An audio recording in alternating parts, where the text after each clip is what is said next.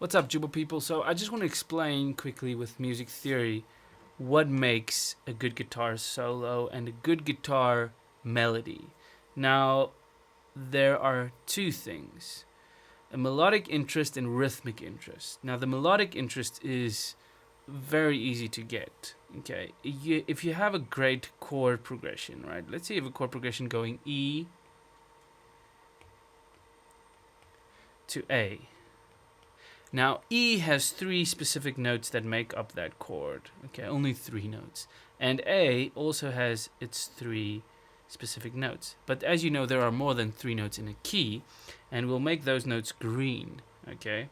Now, melodic interest happens when you when you're on the chord and you play one of these notes, then you will notice it has tension pulling back to one of the notes inside the chord. Let me explain here. If I've got an E chord and I play a note outside of the chord, so I play out of the triad, that note is pulling back there.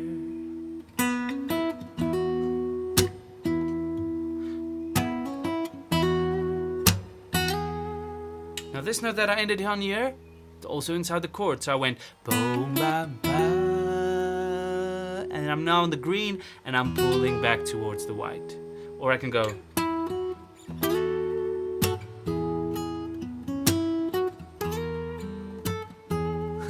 Little mistake, but you get the idea, right? So out of the chord, into the chord. And you have to combine those notes in really nice ways. Now, that is really a good trick to know, especially on the one of the chord. So if the chord goes 1, 2, 3.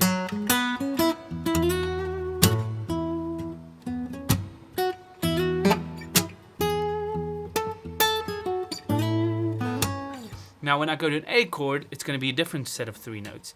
And then if I want to add tension on the A chord, then I have to kind of go. Did you hear that was like a note that's obviously not in the chord, but it sounds really satisfying when I resolve it to the chord. So that's what you want to get right when you're soloing, is to manage tension and release. It's like when you're talking, sometimes I would suspend something and then I've got some silence in my sentence so that you kind of, what are you going to say? And then I say it. So that's kind of the way how this kind of works. It's a lot the same as talking. You want to wrap up a sentence and then kind of give more and less. The other ways with rhythmic, so that is like with melodic interest. Now, and one more way to do melodic interest is to have short spaces in between the notes, like in the scale. Ba, ba, ba, ba, ba, ba, ba, ba. That's like moving up and down the scale. But also to have some big gaps. But do not have a lot of big gaps in your solo, but now and then, like, you know, it's like a very big jump. But if you do that the whole time,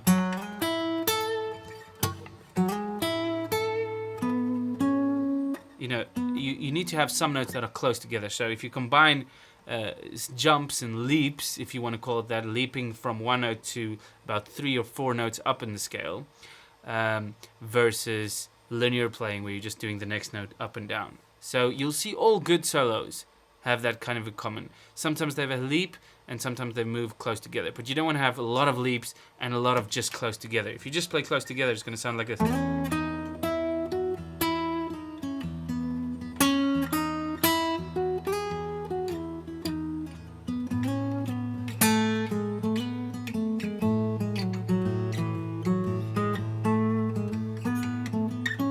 You know, it can sound interesting, but it's better to do something like.